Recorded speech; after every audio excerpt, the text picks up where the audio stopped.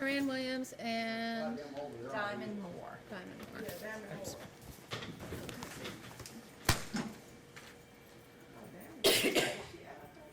Yeah, she's out, he's in.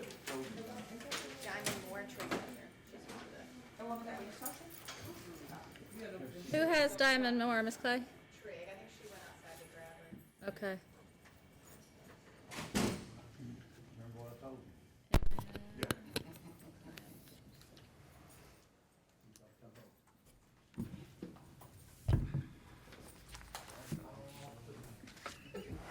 Bert. Sir, do you need this chair? No. They only need one.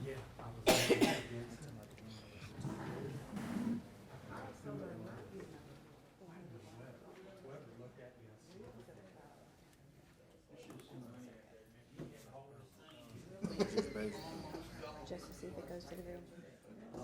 That stops the procedures, don't it?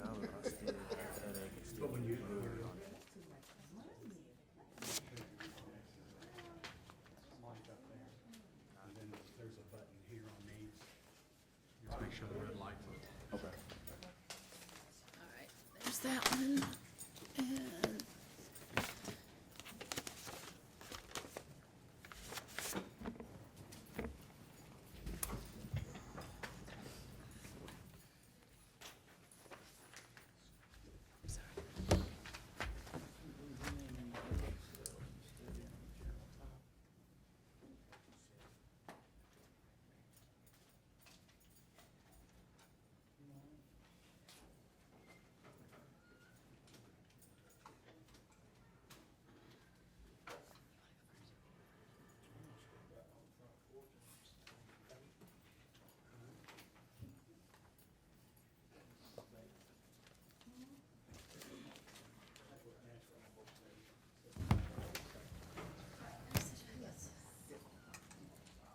all right. And are we only going forward on the one case on the receiving on each of them? Yes, all these other ones are PVs on Okay. Mr. Williams. Okay. All right, I am going to open up the case on the receiving 10,000 or more on Corinne Williams is case number 70. I'm going into the advanced recording log for purposes of the record on case number 70. Is there any issue of separation of witnesses? No. Not that I would move for separation, but I don't believe there's. Well, that would be great. I just know if there's anybody else in the room that, okay. Needs to be, any other issues to address before we begin? Not that I know. All right, Commonwealth, call your first witness. Officer Michael Weiss. Debbie? Actually, I'm sorry, may we break? My understanding is there is a witness in here. All right, you're going to need to step outside, okay? And you will need to stay outside the courtroom until you are called, but you can't leave, okay? All right.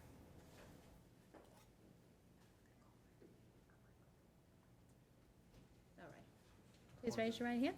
Do you swear or affirm the information you give the court will be the truth? Yes, ma'am. Thank you.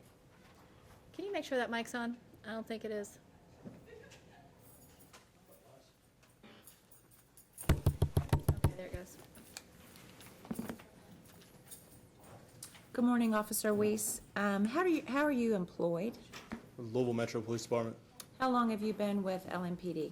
since June of 2014. Okay. In the course of your employment, did you have occasion to come into contact with Corinne Williams and Diamond Moore on or about July 14th of this year? Yes, ma'am. Could you please describe that interaction for the court? At approximately 7 a.m., I believe, I was getting ready to conduct a traffic stop at 38th and Greenwood.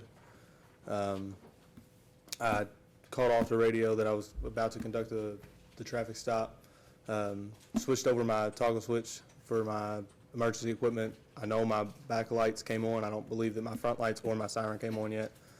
At that point, I looked into the intersection. I saw a car immediately to my left, which stopped, and then I didn't see anything to my right, and I started to go. At that point, I'd almost made it across when I was blindsided by the car. Is this a four-way intersection? Yes, ma'am. Were you at a complete stop when you radioed and hit the toggle switch? Yes, ma'am. So, and are you saying that the defendants, Karan Williams and Diamond Moore, were in the car? Which car were they in? They were in a different vehicle than what I was going to stop. Okay. They were in a totally separate vehicle coming eastbound on, I believe it was Greenwood. And were you in a marked car? Yes, ma'am. How was your car hit? It was hitting the passenger side, front passenger side of the vehicle.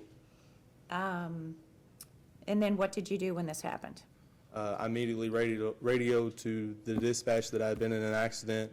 I got out of the vehicle to assess their injuries if they had any. At that point, I did find out that he was injured, and I called off the radio that I had a gentleman that needed EMS for apparent arm pain. And I checked the other two defendants that were in the car, too. Okay. And who were the other two? Miss Diamond Moore and a juvenile. Okay. Was the juvenile charged? Yes, ma'am. She was cited and released Okay. that day. Who was driving the car that hit you? Mr. Williams. Okay. Was he conscious? Yes, ma'am. Were you able to speak to him? Yes, ma'am. Was she conscious? Yes, ma'am. And you were able to speak to her? Yes, ma'am. Were either of them claiming to be owners of, an owner of the car? No, ma'am. How did they describe to you how they came to be in possession of this car? They never really spoke to me about it. Once they got into the EMS truck, they spoke with my sergeant. My sergeant asked them if the car belonged to them. They said no. He asked them, whose car is it? And they weren't able to describe who the car belonged to or how they got it. Okay. Were you able to ascertain who owned this vehicle? We went into our system inside our vehicle and ran the plate to the car, which came back stolen the day prior off of Main Street, I believe. Okay. How were you able to ascertain that? In our MDT through NCIC, an NCIC check. Okay.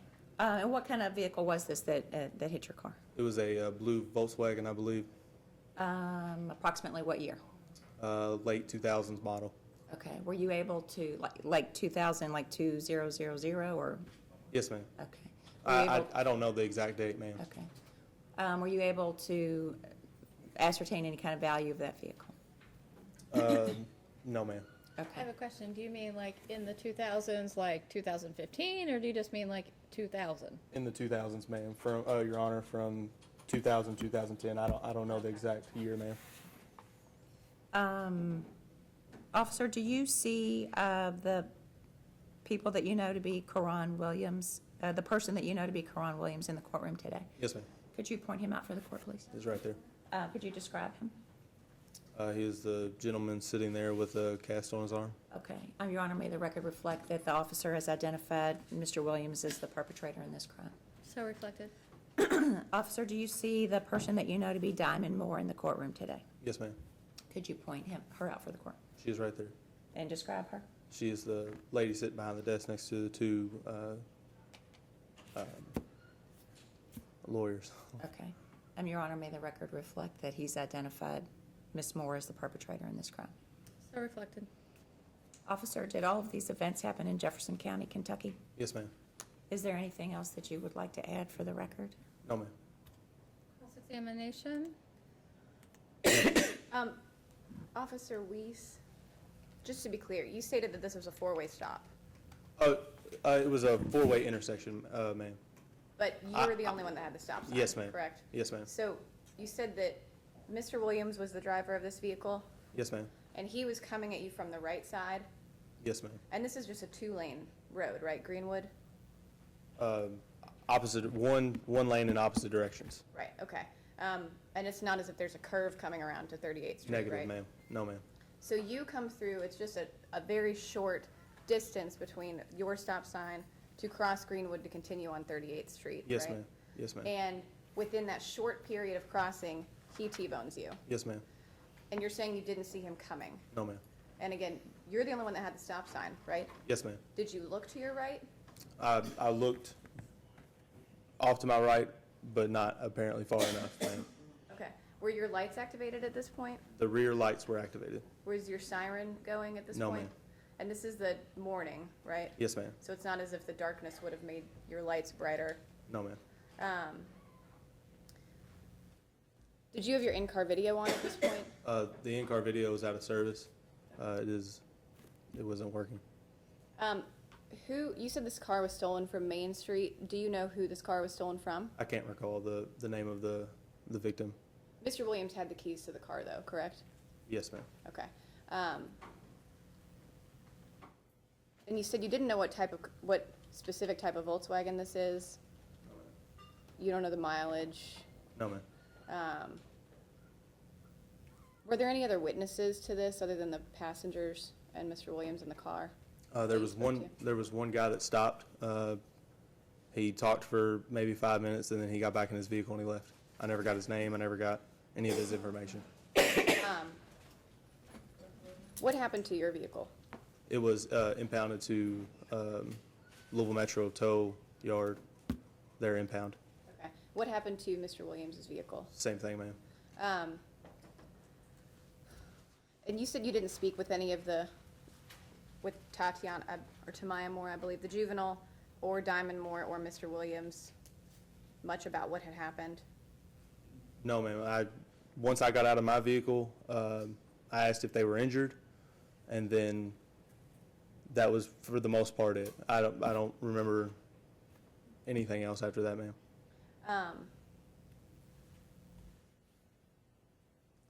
But your sergeant spoke with them, Yes, ma'am. and he asked them where they got the vehicle, Yes, ma'am.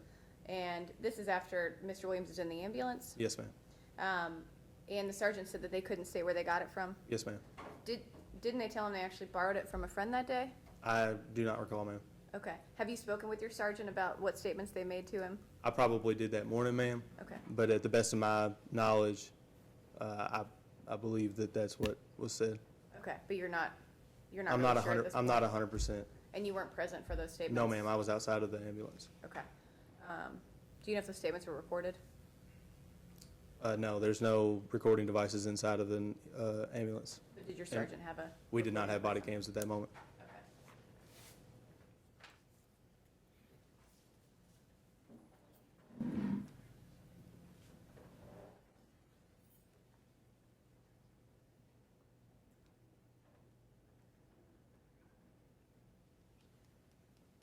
I have no further questions, Your Honor.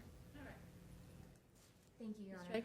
Officer Weiss, you mentioned that there were 3 people in the vehicle that struck you. Yes, ma'am. You mentioned that it was Karan who was the driver. Yes, ma'am. Where was Diamond Moore located in the car? Where was she seated in the car? I cannot recall. I can't remember if she was in the back seat or if she was in the passenger seat. So she could have been in either one. There was someone that was in the passenger seat. And somebody in the back seat. Yes, ma'am. The person that was in the back seat, were they seated behind the driver, seated behind the passenger, laying down? Do you remember? I do not remember. All right.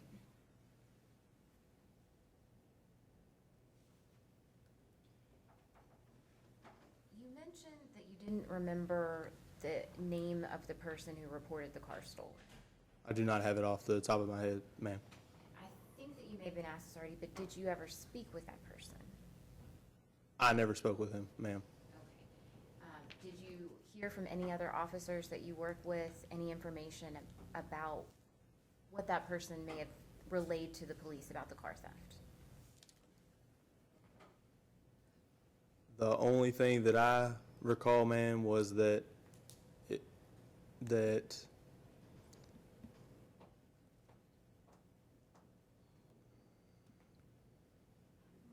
he had reported it stolen the day before the accident, and that other than that, ma'am, I can't recall with 100% certainty. Do you have any recollection, because it sounds like you heard some about his report. You do remember hearing some information about his report to the police? That I think that one of the suspects may have been his wife, but other than that, ma'am, I don't know. But I don't know how it got from his wife to them. Okay. So it's possible that he gave the keys to his wife and let her use the car. Objection, Your Honor. He's grasping it, he said he doesn't really remember. We're talking about what's possible. If he doesn't know the details of the stolen car report, he doesn't know. And Your Honor, it looks like he's thinking about it. I'm just trying to figure out what exactly he means by that. I thought he was just saying he remembered something about the wife. It was mentioned before when he was cross-examined by Ms. Clay that Karan had keys to the car. So I was just trying to figure out if he knew any more about that, and it looked like he was thinking about additional details. I'm gonna allow her to ask. So do you remember anything else about what he said in terms of his wife getting the keys to the car, or how the car ended up stolen? No, ma'am. Now,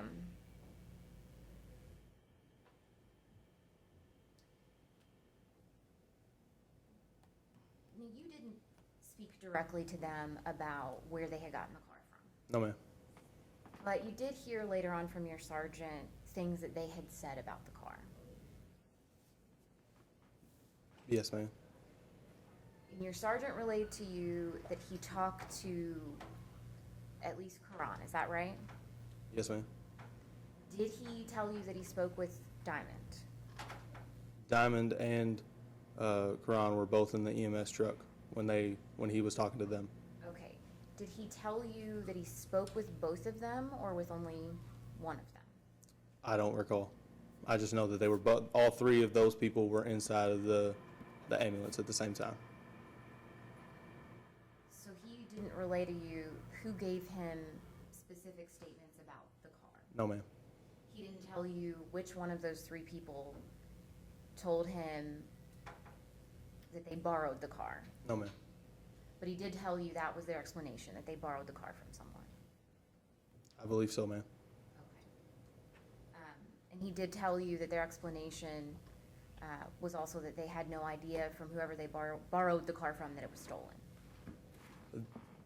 They were unable to name the person that they borrowed it from, and other than that, I don't know, ma'am. Were they able to provide any nicknames for that person? Not that I'm aware of, ma'am. Okay, so you don't know if the sergeant asked them if they knew that person's nickname? I have no idea, ma'am. You just know that the sergeant, they weren't able to give the sergeant the actual name of that person? Yes, ma'am. And again, you don't have any information from your sergeant which one of the three gave him information? No, ma'am.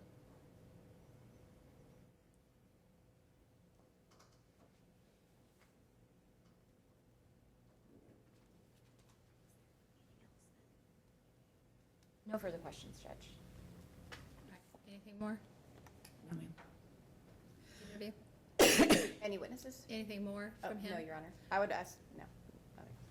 All right, you may step down. Yes, ma'am. Thank you. Any further witnesses for the Commonwealth? Not for the Commonwealth. All right, any witnesses for the defense? No, Your Honor. No, Your Honor. Argument for the defense? Your Honor, yes, I would ask that the court not find probable cause. One of the largest issues in this case I see in terms of finding probable cause is that this is charged as receiving stolen property, a felony level. We have to have some sort of value given to get to the probable cause for a felony being committed. When Ms. Wofford asked Officer Weiss if he was able to ascertain the value of the vehicle, his response was no. So we had zero testimony as to the value of the vehicle. That is an element of this offense, that this vehicle is over $10,000 as it's charged.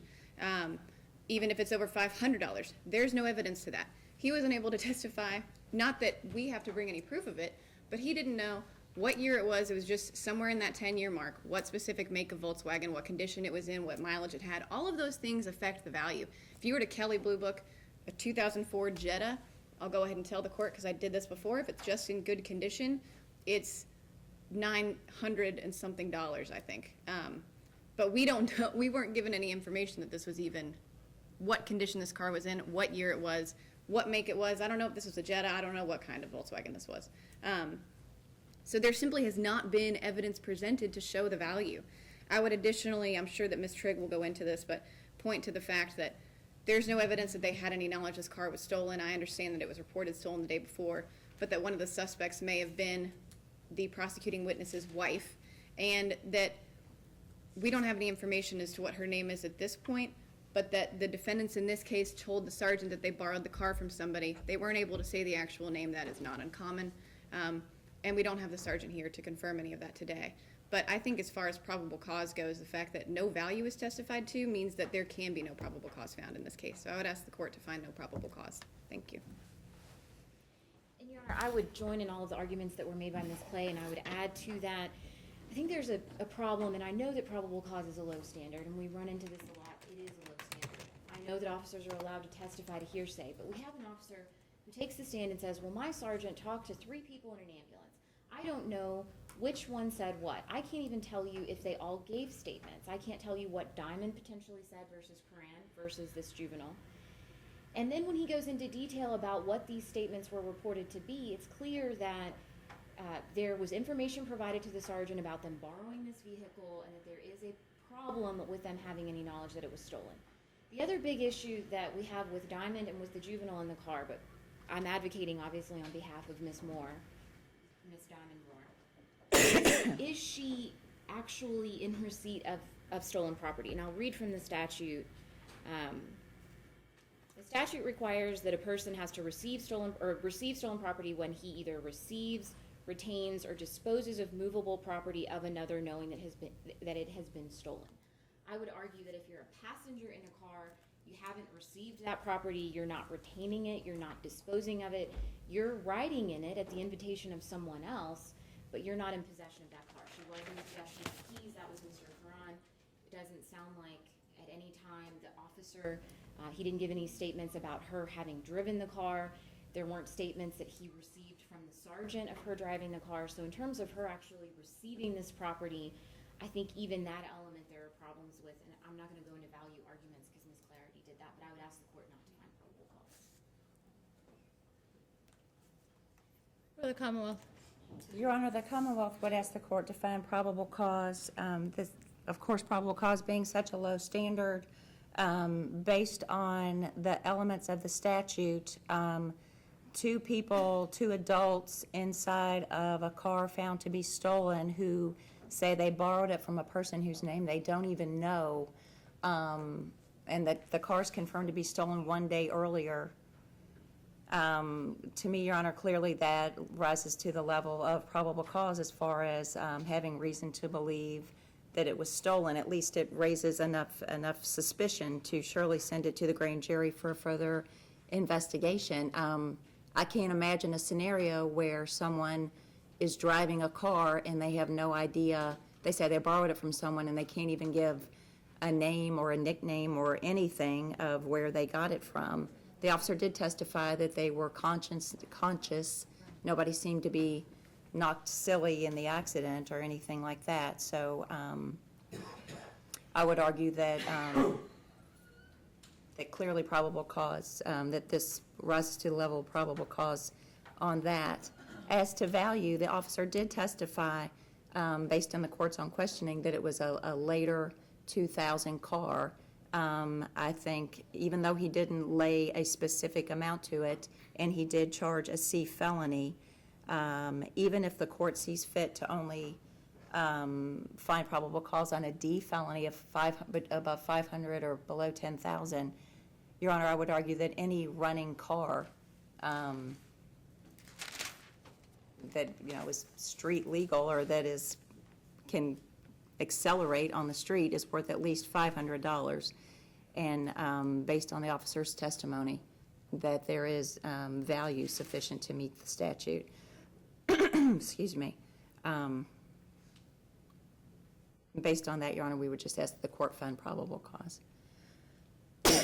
May I briefly respond? Yes. Judge, there's a couple of things I take issue with. One of them, in terms of value, the officer didn't say that the car was a late 2000 model. My recollection of the testimony was it was sometime in the 2000s, between 2000 and 2010. The other issue that I have is he did testify about these statements. Again, he's hearing a summary of the statements from the sergeant, doesn't know who's providing these statements, and in terms of a name, he indicated that they may have been able to provide a nickname, but there was not an actual name that was provided. We see that all the time in terms of people communicating with other people via nicknames, and they don't actually know their legal names. So that was the only thing I wanted to add. If I would just also add on to that, which this may be redundant, but it's irrelevant what he testified, this car, what year it was, or anything, in my opinion, because he still has to testify to some sort of value. That is an element of the offense. That is a required element of the offense. Even to meet probable cause, there has to be some testimony regarding each element of the offense. And there was no testimony by him as to the actual value of this car. All right. Based upon the evidence I heard today, the case against Miss Diamond More. Moore, the court is not going to find probable cause, and I will find that the Commonwealth has failed to meet their burden. Specifically, I don't believe there was any evidence about any knowledge of her. I do believe, particularly, that she was merely a passenger. There's no reason to believe that she had any reason, no evidence whatsoever to say that she was in receipt of the vehicle herself, or anything that would support receiving stolen property over $10,000 on her behalf. I'm going to dismiss the case against Ms. Diamond Moore. With respect to Mr. Williams had the keys to the car. I do agree with defense counsel that there was no credible evidence as to the value of the vehicle. He didn't know what the year, make, model of the vehicle was. And all the testimony about this alleged conversations with his boss, he wasn't clear on any of the conversation about what their discussions were with these people and other people. So I can't find any true basis for a felony charge on him not knowing what the discussion was, or he couldn't seem to remember exactly what the conversation was at all, not concretely. He says, well, I think I remembered this and, well, this, and it's just not enough. I mean, obviously, I think we should have had the other officer here, and maybe you might have had something else, but if that's all it was, we have no evidence presented on value. We have questionable, it's very questionable about how these people came into possession of the car, but he's got the keys, okay? And clearly there was some explanation given, but he doesn't recall what that explanation was. If we had the officer here, maybe I would hear that and maybe it wouldn't jive, but I hadn't heard enough of anything. I will amend this to an unauthorized use of a motor vehicle, but I do not believe it's receiving stolen property based upon what I've heard today. Particularly, he has the keys. If the rightful owner is saying he didn't have permission, I think that's something we concretely have, that the rightful owner is saying that this gentleman didn't have permission to drive the car. But what happened between the rightful owner and him getting the keys and driving it, I have no clue from what I heard today. So it's going to be amended to an unauthorized use of a motor vehicle on Mr. Williams, and it will be dismissed on Ms. Moore. Thank you. I think we do have to also address bond. Yes. Sorry, Dara. Mr. Williams is currently held on a $1,000 bond. He has several MTRs pending, and I believe another misdemeanor case. He also has a new warrant for criminal mischief that is for a failure to appear on Thursday when he was already incarcerated on this case. I do have his pretrial services report if the court, if I may approach. He is a moderate risk for pretrial, Your Honor. He has no felony record. I believe he has one prior misdemeanor conviction, which is domestic violence, which I believe is part of the motion to revoke. But I would ask that he be released on this case. He is injured, as this court is aware. He was here on Monday with issues with his medication in the jail. He was injured in this accident, and to be quite frank, for what it sounds to me, it was due to the negligence of the police officer. So we're at a point where there's been no probable cause found for the felony, which is what his initial bond was set for in the first place, which was a C felony. He was given a $1,000 bond. He's also injured. He has a broken elbow. He's got spine issues that he already had that have now been worsened as a result of this car accident, which was not due to his negligence from. All right, you can hold on. Based upon the pretrial report, it shows that the defendant has no prior failure to appears except for the one where he was incarcerated. The court is going to go ahead and ROR the defendant to MCR, monitor conditional release.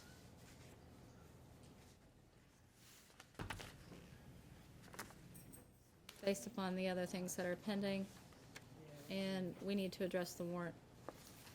I am moving to convert that to a summons and to pass everything, Your Honor, especially in light of the fact that he was incarcerated.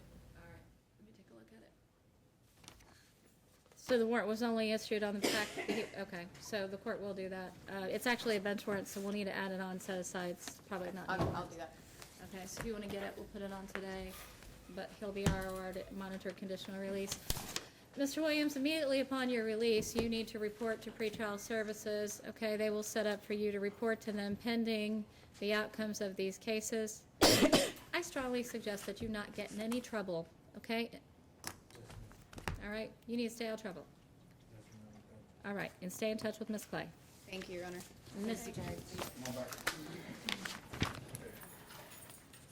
Ms. Clay, you want to keep this? Thank you. Oh, thank you. Wait right there, she's gonna come back. So come out, take a break with me when you get done. Hurry.